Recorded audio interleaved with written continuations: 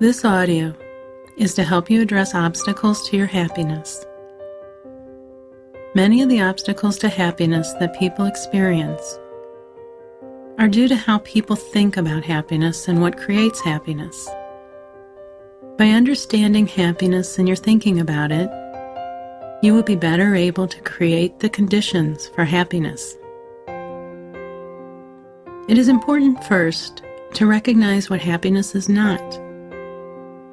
Many people equate happiness with having what they want in life, whether that is money, a love relationship, a satisfying career, many friends, removal of suffering, or whatever else people can desire.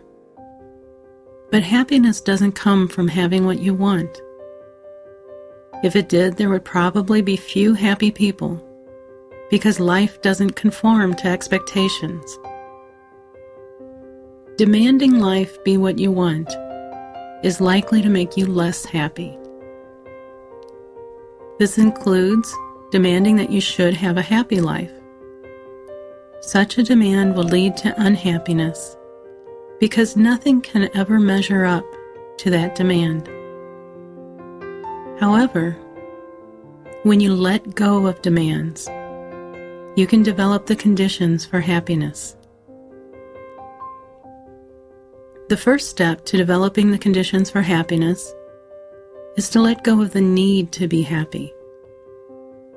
In other words, you can desire to be happy, and you can strive for happiness. But to find happiness, you must not seek it. I know that may not make sense to some, but it is the truth. The harder you try to find happiness, the more elusive it becomes.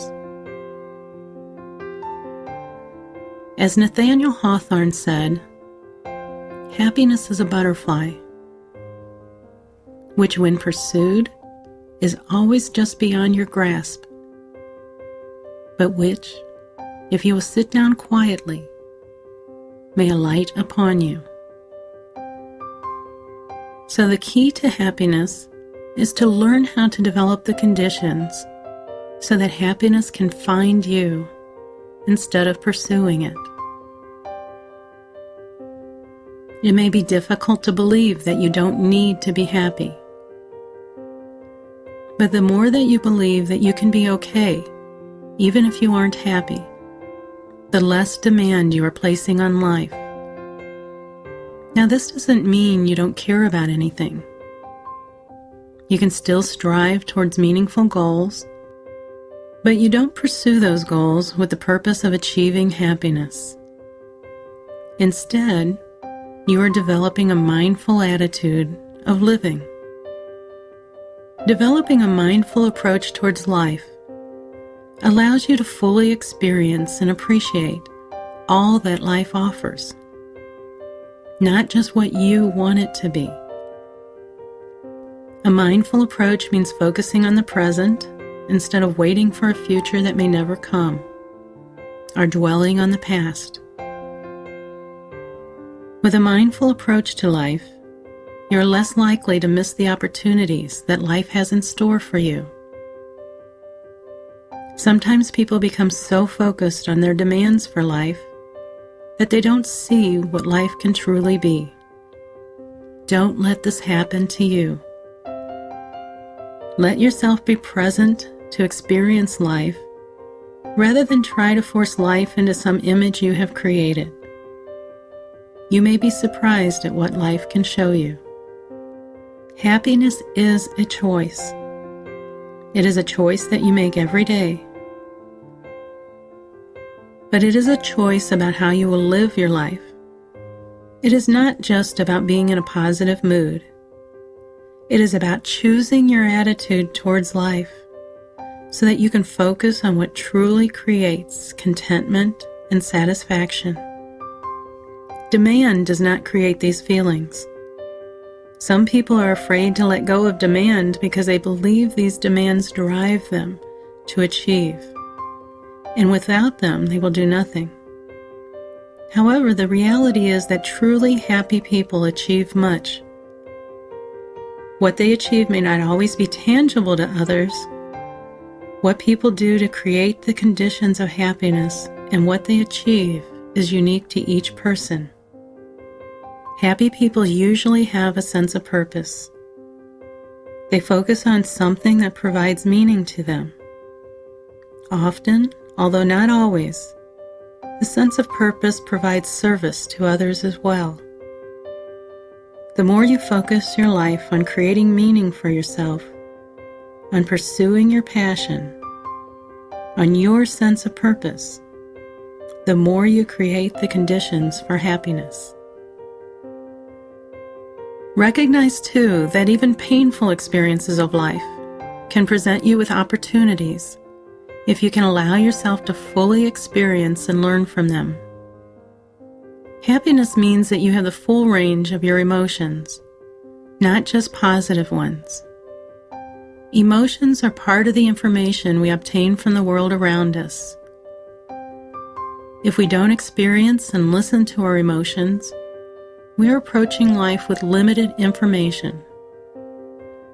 Our intellect is important too, but we need all the information we can obtain.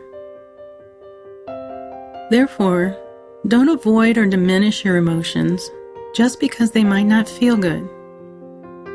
This doesn't mean that you should act based on emotions, but use the information from the emotions to help with an intellectual assessment.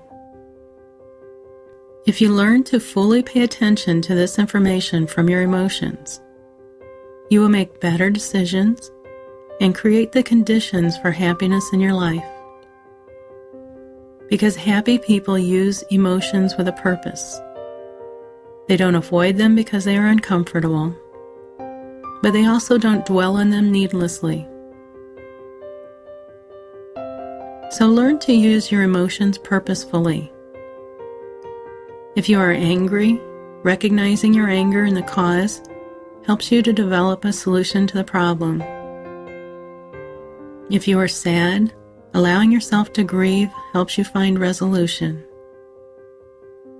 If you are anxious, knowing the cause helps you assess the situation and develop a plan.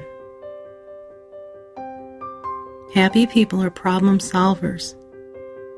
They believe that their efforts will make a difference. And because they believe that they are more likely to make an effort, they try and find a solution. And because they try, they have a higher likelihood of finding a solution.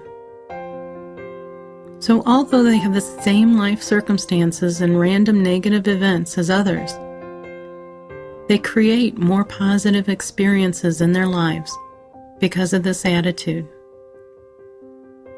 The more you believe in possibilities in your life, the more likely you will find those possibilities. Don't listen to discouragement from others. Believe in yourself and pursue opportunities. The more you actively problem solve and develop goals, and believe in your ability to attain these goals, the more likely you will. But more than that, you create the conditions for happiness. Happy people tend to affiliate with others.